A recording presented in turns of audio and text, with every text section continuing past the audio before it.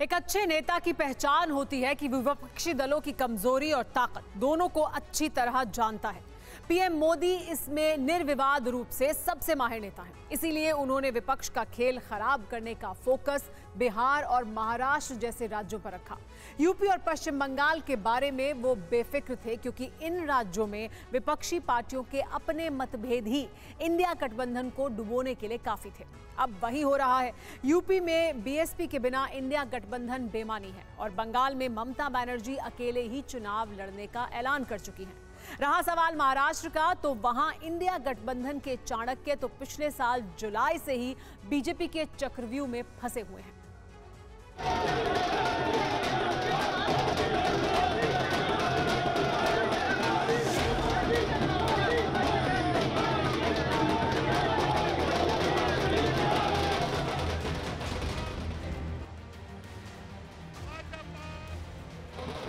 आज की इस हैट्रिक ने 24 की हैट्रिक की गारंटी दे दी है।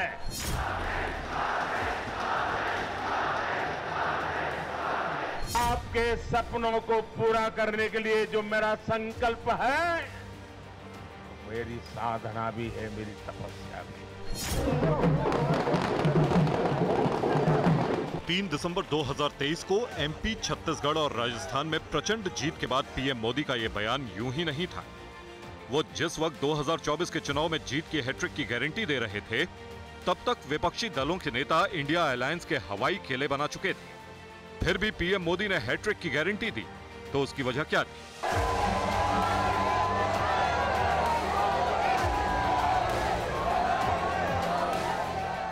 पीएम मोदी को सियासी गलियारों के पीछे और जमीन पर ऐसा क्या दिखा कि उन्होंने जीत का दावा नहीं किया, बल्कि गारंटी दे दी। 2 जुलाई 2023, राजभवन, मुंबई। अजित अनंतराव पवार। महाराष्ट्र की राजनीति के चाणक्य कहे जाने वाले शरद पवार के भतीजे अजित पवार ने उस दिन सिर्फ महाराष्ट्र के उप मुख्यमंत्री पद की शपथ नहीं ली, बल्कि उन्होंने चाचा शरद पवार की पार्टी एनसीपी भी उनसे छीन ली और शरद पवार को भनक तक नहीं लगी।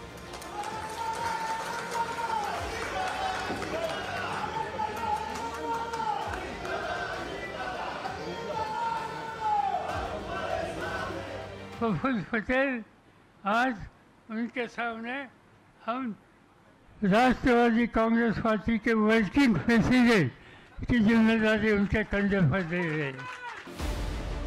यहां तक कि जिन प्रफुल्ल पटेल को 4 हफ्ते पहले ही शरद पवार ने एनसीपी का कार्यकारी अध्यक्ष बनाया था, वो भी उनका साथ छोड़कर अजित पवार के पीछे खड़े थे। दिल को बहलाने के लिए एनसीपी और विपक्षी दलों के नेता आज भी यही आरोप लगाते हैं कि पीएम मोदी ने ईडी और सीबीआई का डर दिखाकर एनसीपी को तोड़ा।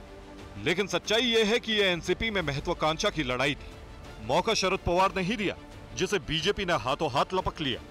सुनिए, पार्टी तोड़ने के बाद अजित पवार ने क्या कहा था। 5 जुलाई 2023। मित्रांनो, काळ आता जर वय जास्त झालं, 82 झालं, 83 झालं, तुम्ही कधी थांबणार आहात का नाही? तुम्ही आशीर्वाद द्या ना। त्याच्या संदर्भामध्ये आम्हाला वाटतं तुम्ही शतायुष्य व्हावं। मित्रांनो, माझी तुम्हाला विनंती आहे, आमच्या वरिष्ठांना विनंती आहे की त्यांनी थोडा आराम करावा, एवढा हट्टीपणा करू नये। त्या संदर्भामध्ये मी आज तर थोडंच बोललेलो आहे, परंतु उद्याच्याला सभा जर व्हायला लागल्या तर मला वस्तुस्थिती देखील लोकांना सांगावी लागेल, ती वेळ येऊ नये। महाराष्ट्र में बीजेपी ने सियासी बिसात पर शह और मात का खेल 2022 में ही शुरू कर दिया था। एकनाथ शिंदे की अगुवाई में शिवसेना में विद्रोह का मतलब यही निकाला गया कि बीजेपी किसी भी कीमत पर महाराष्ट्र में अपनी सरकार चाहती थी, जो 2019 में उसके हाथ से फिसल गई थी। लेकिन एनसीपी में टूट का महाराष्ट्र की राजनीति से कोई लेना देना नहीं था। वहां एकनाथ शिंदे गुट वाली शिवसेना और बीजेपी के गठबंधन की सरकार के सामने बहुमत का कोई संकट नहीं था। फिर भी अजित पवार को महाराष्ट्र की सत्ता में हिस्सा देने का एक ही मतलब था कि पीएम मोदी की नजर 2024 की रणनीति पर है। इसके लिए महाराष्ट्र में शिवसेना और एनसीपी को तोड़ना क्यों जरूरी था, यह भी समझ लीजिए।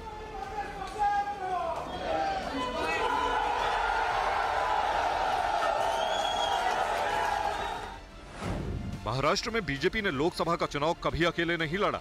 साल 2014 और 2019 के चुनाव में बीजेपी का शिवसेना के साथ गठबंधन था। साल 2014 में बीजेपी ने महाराष्ट्र की 48 में से 24 लोकसभा सीटों पर चुनाव लड़ा और 23 सीटें जीती थी। शिवसेना को 20 में से 18 सीटों पर जीत मिली थी। 2019 के चुनाव में बीजेपी को अपने कोटे की 25 में से 23 सीटों पर और शिवसेना को 23 में से 18 लोकसभा सीटों पर जीत मिली थी। साल 2019 में महाराष्ट्र में एनसीपी और कांग्रेस को जीत तो सिर्फ 5 सीटों पर मिली, लेकिन इन दोनों पार्टियों को मिलाकर 32% वोट मिले थे। शिवसेना का वोट शेयर 23% से थोड़ा अधिक था।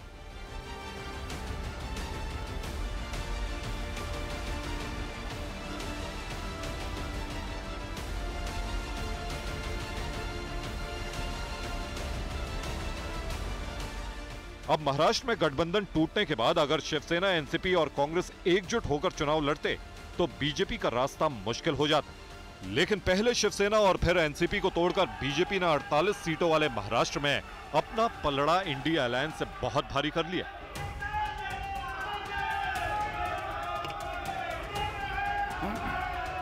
साल 2024 के लिहाज से बीजेपी का सबसे बड़ा दांव पश्चिम बंगाल पर है। यहां 2019 में बीजेपी ने 42 में 18 सीटों पर जीत हासिल की थी। बीजेपी ने इस बार 42 में से 35 सीटें जीतने का टारगेट तय किया है।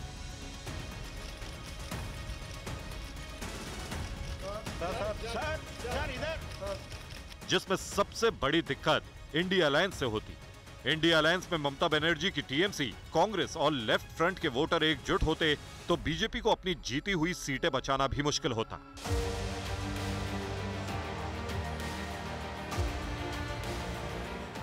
हालांकि पश्चिम बंगाल में पीएम मोदी को कुछ भी नहीं करना पड़ा। वहां टीएमसी और कांग्रेस के आपसी टकराव ने ही इंडिया गठबंधन का खेल शुरू होने से पहले ही बिगाड़ दिया। ममता बनर्जी अब पश्चिम बंगाल में अकेले चुनाव लड़ने का ऐलान कर चुकी है और कांग्रेस के होश फाख्ता है कि 2024 की उम्मीदों को टूटने से कैसे बचाया जाए।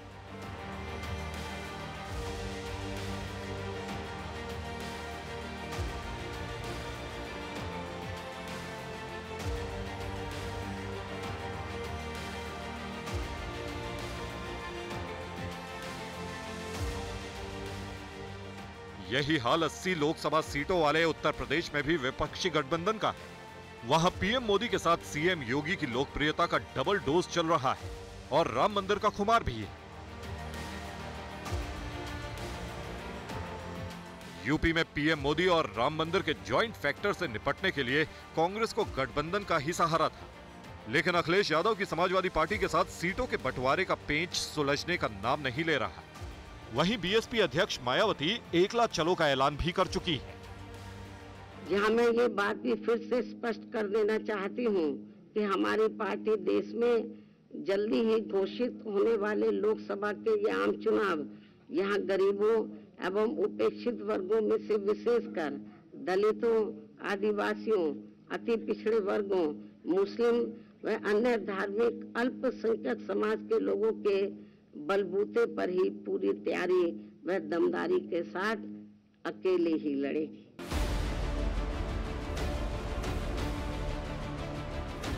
वैसे यूपी में कांग्रेस और समाजवादी पार्टी का गठबंधन हो भी गया तो इसका पुराना अनुभव दोनों के लिए ठीक नहीं रहा है। साल 2017 के विधानसभा चुनाव में जब ये प्रयोग हुआ तब समाजवादी पार्टी के संस्थापक मुलायम सिंह यादव ने पहले ही भविष्यवाणी कर दी थी कि ये बेमेल गठबंधन है। 30 जनवरी 2017। चुनावी समझौते के मैं खिलाफ हूं और मैं इस समझौते के पक्ष में प्रचार नहीं करूंगा, क्योंकि समाजवादी पार्टी ने जो कई ऐसे मुद्दे हैं जिनके खिलाफ हमें संघर्ष करना पड़ा। साल 2019 में यूपी में एसपी और बीएसपी का गठबंधन हुआ। ये पीएम मोदी के विजय रथ को रोकने का अभूतपूर्व प्रयोग था। माना जा रहा था कि मायावती के दलित वोट बैंक, समाजवादी पार्टी के यादव वोट बैंक और मुस्लिम वोटरों के इस अंक गणित का बीजेपी के पास कोई जवाब नहीं होगा। लेकिन हुआ क्या? पूरा जोर लगाकर भी एसपी बीएसपी गठबंधन सिर्फ 15 सीटें जीत सका। Bureau report, TV9 Bharatvarsh.